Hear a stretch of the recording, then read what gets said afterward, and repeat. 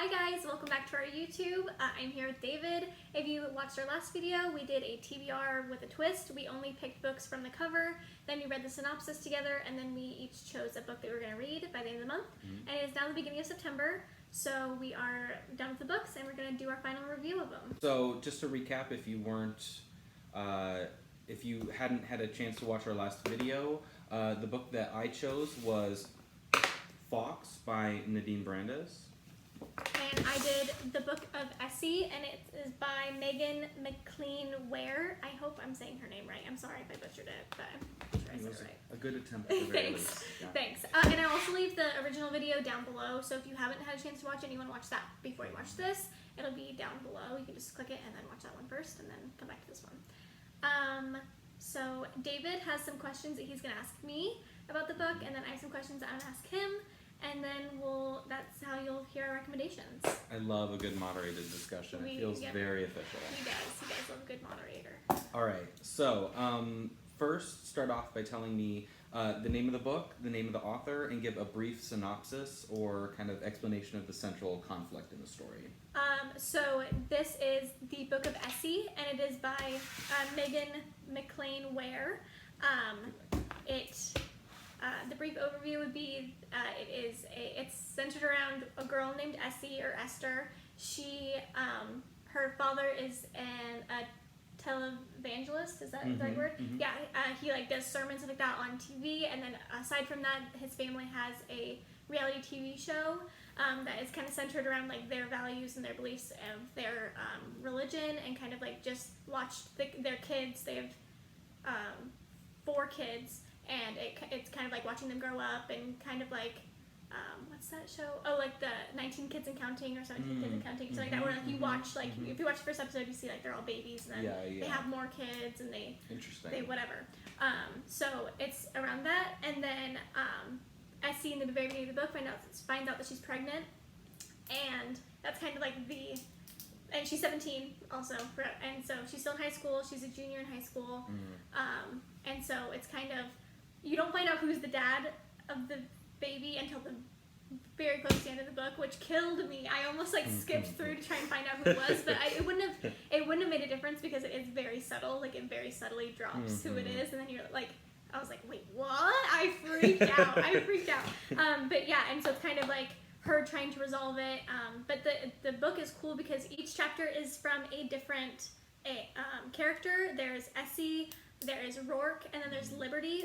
Rourke he's a friend, and then also Liberty, and she is a interviewer that does interviews with Essie and her family throughout the whole entire book, and so it's those 3 perspectives.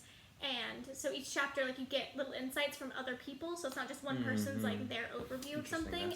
It's 3 different people's views on the same thing that's happening, and then also you get little side stories of things that happened in their lives that kind of made them who they were and how they were reacting. Flesh out the world. Yes, and how they were reacting to certain situations, and it was just super it was very unique. I hadn't seen that in a book before myself, and so it was a super cool concept, and it took me a second to realize what was happening, because I was what?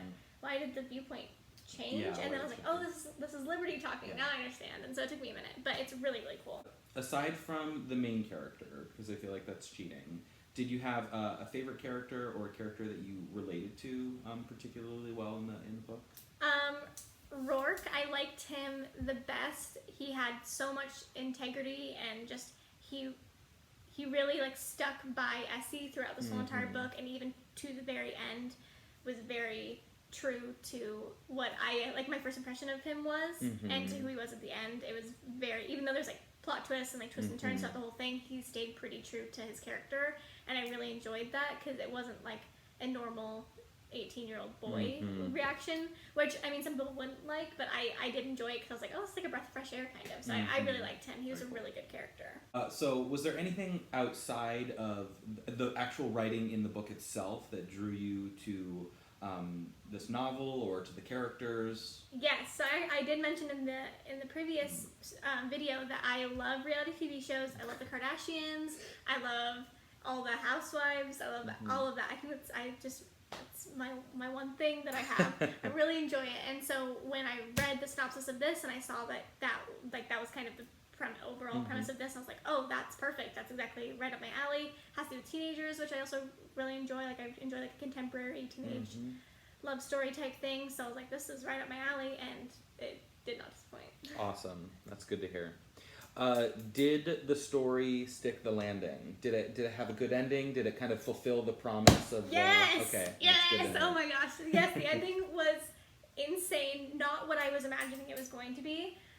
They hadn't really even played up what was going to happen at the end. They kind of like went over it, and then even in the book they discussed like we didn't really decide what was going to happen after this big thing was going to happen. Like, what were we going to do after?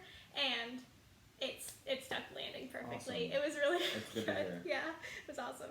And then the last question I have is, to whom would you recommend this book? So what kind of people would be interested in reading the Book of Essie? A lot of people. Teenage girls, I think, would really enjoy it if you like any type of reality TV show. It doesn't really have to even do with. It's more of like behind the scenes, which I think is kind of cool. Like, they kind of talk about like all the prep that it takes to actually do a reality TV show and how a lot of it isn't actually reality, and like they kind of stage things. And so I thought that was kind of cool. People who are interested in kind of the religious aspect of it, because there is a lot of religion spoken about in this book, and so that was kind of a cool. I can really picture this book being of interest to people who are not maybe as exposed or not raised in religious communities like the ones that she was raised in. Yes. I was, and so I think it would also maybe be interesting to people who were, because then they can kind of like read through it and then like relate to it and connect a lot of those dots. Absolutely. It might totally like realistic. catch on to yes, that's totally realistic. Catch on to references. Yes, yeah, exactly. So like people who don't really understand even just organized religion in general, if you aren't somebody that doesn't know anything about organized religion, it is like a kind of cool way to like get insight. Peek inside this like but like weird little world. But in like a fictional way. Yeah. And then but I really enjoyed it. I've recommended it to everyone that I know. Every single person that I've seen have been like, hey, you need to read this book. My sister, I texted Justine when I finished the book. I'm going to insert a screenshot of my text to her, because I was like, I am literally crying right now. I'm actually in tears because of this book, and I need somebody to understand what I'm going through. Yeah, it was really good. I recommend it. Now it's David's turn. Over. All right, so name, author, and brief overview. So the book that I read, as I said earlier, was Fox, and it is by Nadine Brandes. So you may glean from the cover of this book that this is like imagery of England, and there's like kind of like fire around his mask. So you may, those of you who know your history may appreciate that this is about Guy Fawkes, the famed plotter in an assassination attempt against King James in the 1600s. You would be a little bit wrong, though, because it is actually about Thomas Fawkes, his son, who may or may not have actually been a real person. He gets swept up in this plot to assassinate the king, because there are kind of like powerful...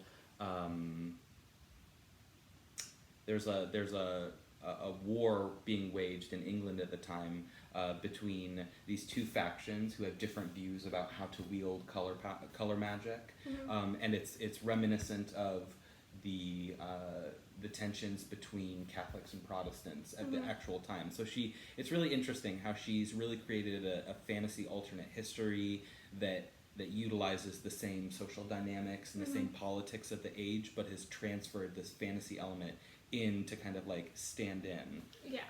So that's a long, in-depth explanation. It's really interesting take on alternate history and kind of magical realism, that blend of the real world and fantasy elements. So Who was your favorite character or someone that you related to the most? In terms of my favorite character, I would say Emma. There's a character named Emma, and she attends school with Thomas Fawkes.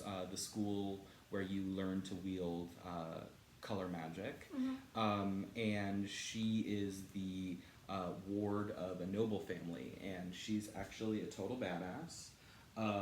And she's got, you know, lots of hidden depths and surprises that I think a lot of characters will enjoy to discover throughout the course of reading the book.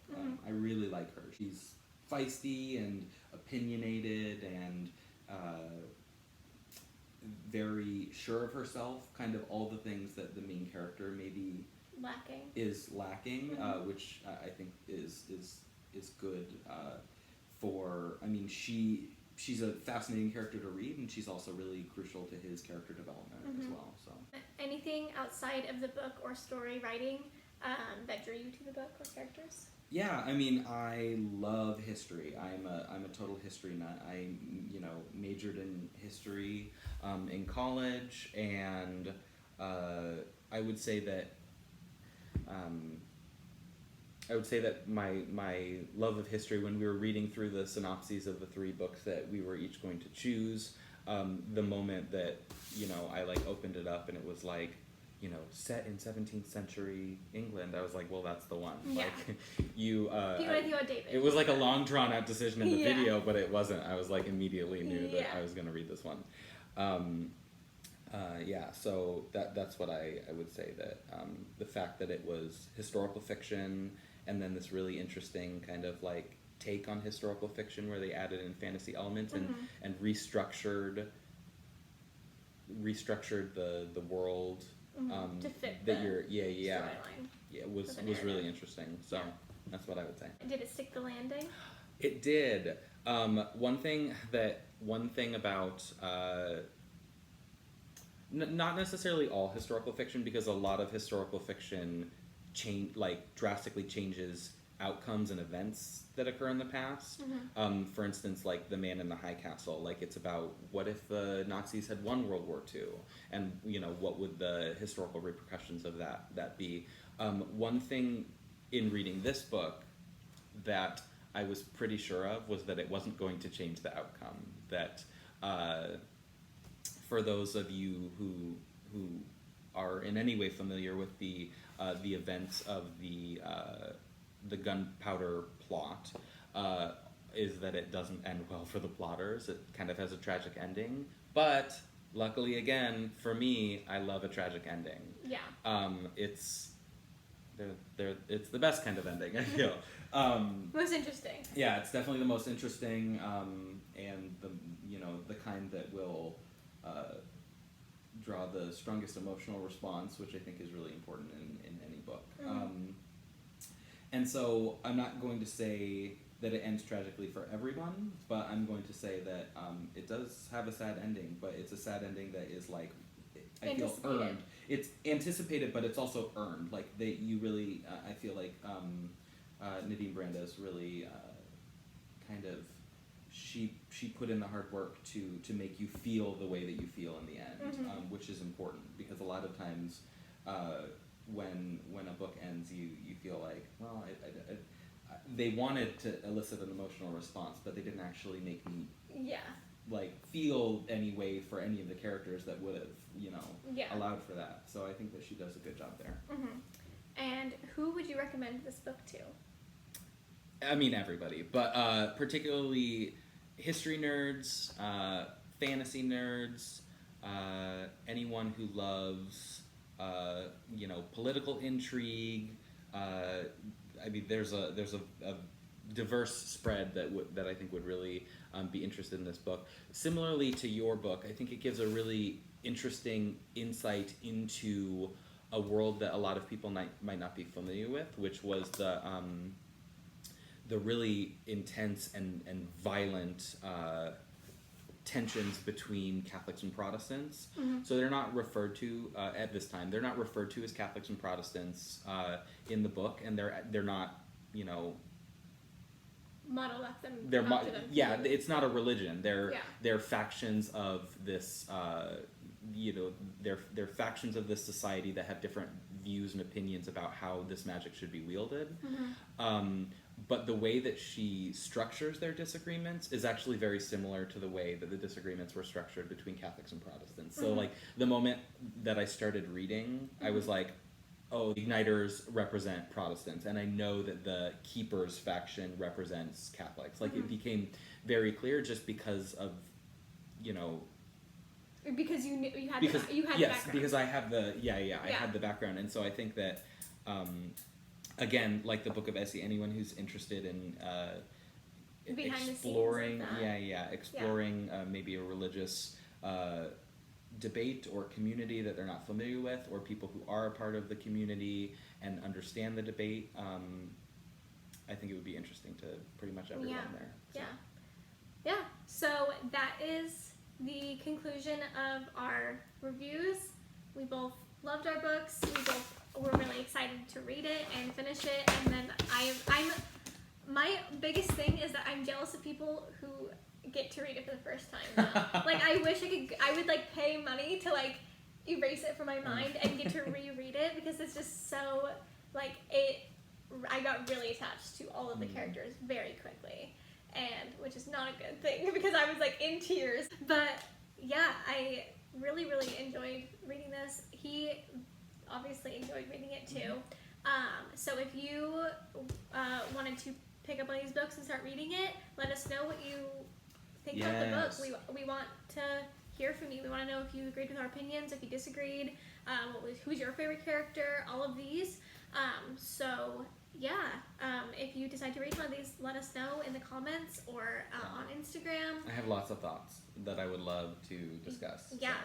So if you end up reading one of these, we have the Bookish Box or the Bookish Shop Instagram. You can always DM us and just say like, hey, I read the Book of Essie, I read Fox, and I really want to talk about it with Destiny or David, and we will love to DM with you or in the comments down below.